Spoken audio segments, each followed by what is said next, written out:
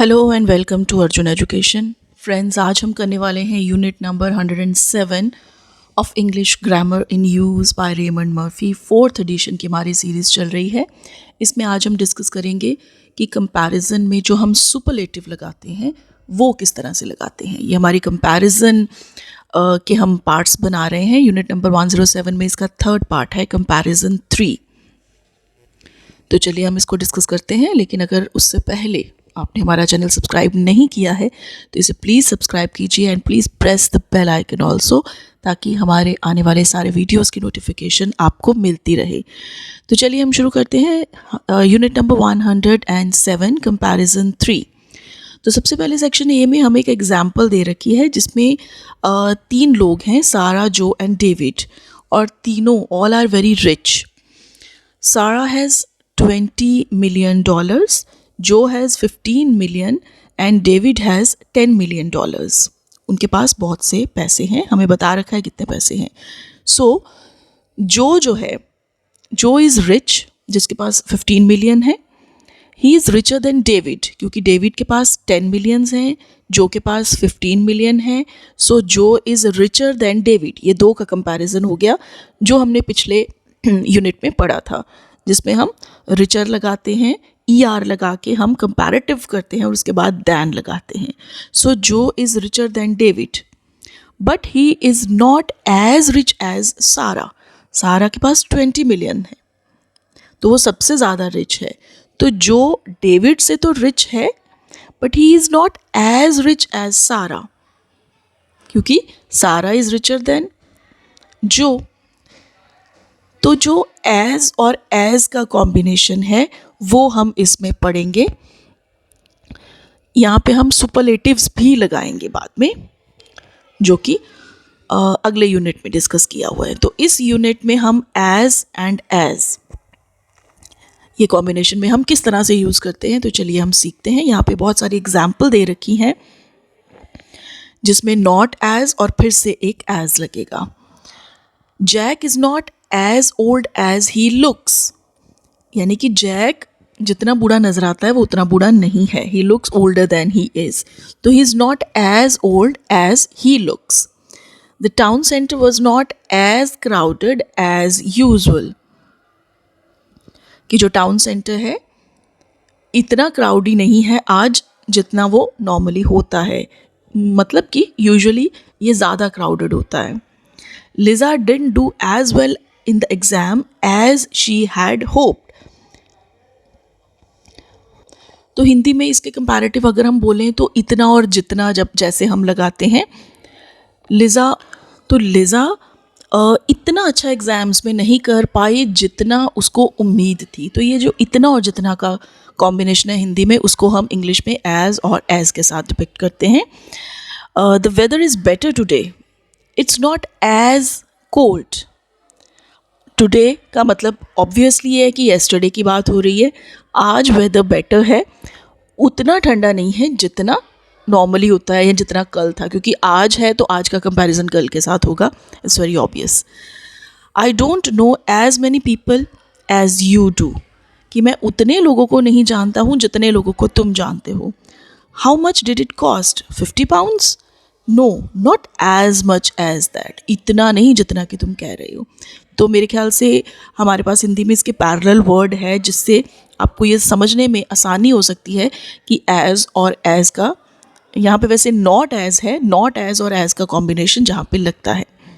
You can also say not so, जैसे it's not warm but it isn't so cold as yesterday. तो as cold as yesterday की बजाय हम सो cold as yesterday भी लगा सकते हैं, यानी कि पहले वाले एज की बजाय हम सो भी लगा सकते हैं।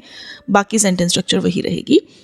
यहाँ पे एक और हमें दे रखा है लेस और फिर दैन। लेस दैन यानी कि नॉट एज प्लस एज की बजाय हम लेस फिर दैन का यूज़ भी कर सकते हैं। दोनों में कोई ख़ास फ़र्क नहीं है, सिमिलर है नेचर में दोनों। एग्जाम्पल हमें दे के समझाया है, I spent less money than you, कि not as much as you की बजाय हम लेस मनी दैन यू, कि तुमसे कम पैसे मैं खर्च करती हूँ। The city centre was less crowded than usual, कि सिटी सेंटर यूजुअल से लेस क्राउडेड था। तो यहाँ पे नॉट एज क्राउडेड एज की बजाय less than. I play tennis less than I used to. कि जितना मैं पहले टेनिस खेलती थी अब मैं उतना नहीं खेलती. तो ये तीनों तरीके हैं. हम तीनों तरह से सेंटेंस, देखिए सेंटेंस वही है, सिर्फ लिखने का ढंग है अलग अलग, मीनिंग उसका सेम रहेगा. तो ये अलग अलग स्ट्रक्चर्स हैं, अलग अलग वर्ड्स का यूज़ है, मीनिंग में कोई फ़र्क नहीं पड़ेगा. तो सेक्शन बी में वी ऑल्सो यूज़ एज और एज, दो बार एज का यूज़ होगा, लेकिन इसमें नॉट नहीं आएगा. और ये सिर्फ पॉजिटिव सेंटेंसेस और क्वेश्चंस में यूज़ हो सकता है. देखते हैं. I am sorry I am late, I got there as fast as I could.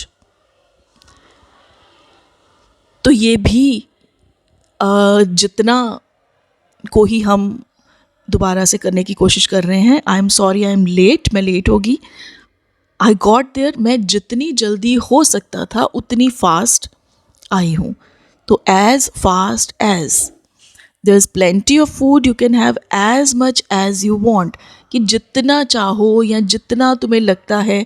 तो ये वाला जो कंस्ट्रक्शन है हिंदी का, उसको हम इंग्लिश में इस तरह से यूज़ करते हैं कि जितनी जल्दी मैं आ सकती थी उतनी आई, जितना मैं खा सकता हूँ उतना खाऊंगा, या जितनी मैं ज़्यादा कर सकूँगा उतना करूँगा. तो ये एक हिंदी में जितना वाली कंस्ट्रक्शन जो है वो एज प्लस जो भी हम चाहते हैं वो वर्ड आएगा, एडजेक्टिव आएगा, और उसके बाद फिर से एज आएगा. तो can you send me the information as soon as possible, जितनी जल्दी हो सके उतनी जल्दी. तो ये इस तरह हम इसको यूज़ करते हैं. ऑल्सो ट्वाइस एज, फिर एज, या फिर 3 टाइम एज, फिर एज. यानी कि सिर्फ एज की बजाय हम ट्वाइस एज भी लिख सकते हैं, थ्राइस एज भी लिख सकते हैं, 3 टाइम्स एज भी लिख सकते हैं, कैसे भी लिख सकते हैं. जैसे petrol is twice as expensive as it was few years ago, कि पेट्रोल 2 गुना ज़्यादा एक्सपेंसिव हो गया है जितना ये कुछ सालों पहले था. Their house is about 3 times as big as ours, उनका घर हमारे घर से 3 गुना बड़ा है. सेक्शन सी में द सेम एज, इसमें भी लगभग वही है जो हमने अभी तक किया है. Laura salary is the same as mine, Laura की सैलरी मेरे जितनी ही है. द सेम एज, हम एज सेम एज भी लिख सकते हैं जैसे हमने पहले लिखा, लेकिन वो सिर्फ पॉजिटिव सेंटेंसेस और क्वेश्चन में ही आएगा. द सेम एज भी लिखेंगे, कोई फ़र्क नहीं है, लेकिन इसमें फिर से नॉट नहीं लगाएंगे. द सेम एज, द के साथ नॉट नहीं आएगा, द सेम एज ही आएगा. हम इसको इस तरह से भी लिख सकते हैं, Laura gets the same salary as me. तो कोई फ़र्क नहीं है दोनों के मीनिंग में, सिर्फ सेंटेंस स्ट्रक्चर में फ़र्क है. दोनों तरह से हम इस सेंटेंस को यूज़ कर सकते हैं. David is the same age as James, Sarah has not changed, she still looks the same as she did 10 years ago. तो द सेम एज कंस्ट्रक्शन इसमें आएगी अगर 2 सिचुएशंस का कंपैरिजन हमने करना होगा. 2 सिचुएशंस हो सकती हैं, 2 लोग हो सकते हैं, 2 चीज़ें हो सकती हैं, कुछ भी हो सकता है. तो उसमें अगेन ये कंपैरिजन में अलग अलग तरीके हमें बताए हुए हैं कि कौन कौन से वर्ड्स लगा सकते हैं. पहले हमने दैन यूज़ किया या मोर यूज़ किया, फिर हमने नॉट एज वाली कंस्ट्रक्शन लगाई, फिर हमने लेस दैन वाली लगाई, फिर हमने नॉट एज प्लस एज वाली लगाई, फिर हमने एज और एज वाली लगाई पॉजिटिव और क्वेश्चंस में, फिर हमने ट्वाइस एज, फिर एज, या थ्राइस एज, फिर एज, फिर द सेम एज. तो ये सारे तरीके हैं सेंटेंसेस को अलग अलग तरह से लिखने के. लैंग्वेज अपने आप में बहुत बड़ी होती है, तो there are so many ways to express the same sentence. Hindi में भी हम एक सेंटेंस को कितनी तरह से बोल सकते हैं. हर लैंग्वेज में एक बहुत बड़ा सिस्टम होता है. हम कह सकते हैं कि लैंग्वेज का डेटाबेस इतना बड़ा होता है, बहुत सारे तरीके होते हैं एक बात को अलग अलग तरह से कहने के.